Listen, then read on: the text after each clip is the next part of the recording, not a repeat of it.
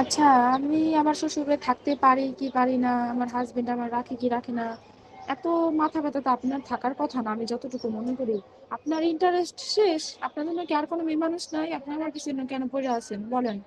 আপনার কাজ আপনি ক্ষতি করবেন, করেন। আপনি এখন থেকে শুরু করেন, এখন থেকে আপনি আমার মরার আগ পর্যন্ত শুরু করেন। আমি তো আপনার বারণ করি নাই, কিছু বলি নাই। হ্যাঁ, আমি রিলেশন করছি, আর আমি আপনারা কি বলতাম যে, মানে শুরু থেকে কি বলতাম যে আমার বিয়ে হয়েছে এটা? কেন, আমার কি তখন বিয়ে হয়েছিল?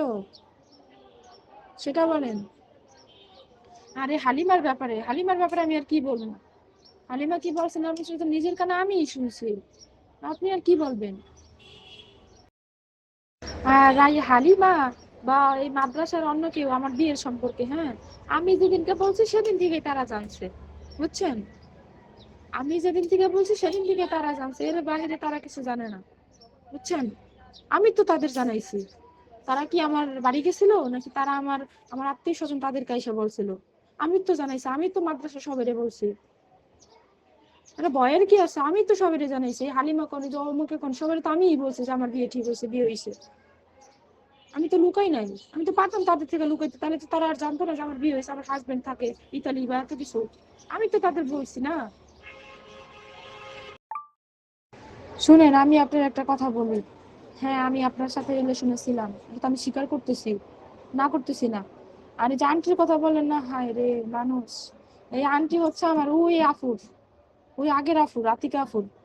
আমি আপনারা বলছিলাম আতিকা আফুর বিয়ে হয়েছে নতুন, তো তার আন্টি আমি কইরা ছবি তুলছিলাম, বুঝছেন? এতটুকুই। আমার হাতে সবসময় একটা আন্টি দেখতেন, কখন রে ভাই? আমার মাদ্রাসার কোনো ছাত্র আজ পর্যন্ত আমার হাতে আন্টি পড়তে দেখে নাই। আমি শুধু তার বিয়ের ওই যে আন্টি আর হচ্ছে একটা কি বলে চুড়ি নাকি ওটা পরে আমি পিক তুলছিলাম হাতের, তাও আরেকজনের। শুনেন, অনেক সময় অনেক কথা, বুঝছেন, বা আমরা যেটা চোখে দেখি সেটাও মিথ্যা হয়। সব কথা বিশ্বাস করতে হয় না। আপনি আমার সম্পর্কে যা জানেন ভালো, আর যা না জানেন তাও আমার কাছে জিজ্ঞাসা করেন। শুধু যে আমার সম্মান যাবে, হ্যাঁ, এরকম কিন্তু না। সম্মান কিন্তু আপনার বাবা মারও আছে, আপনারও আছে। আপনি একটা ছেলে মানুষ, তো কি হয়েছে?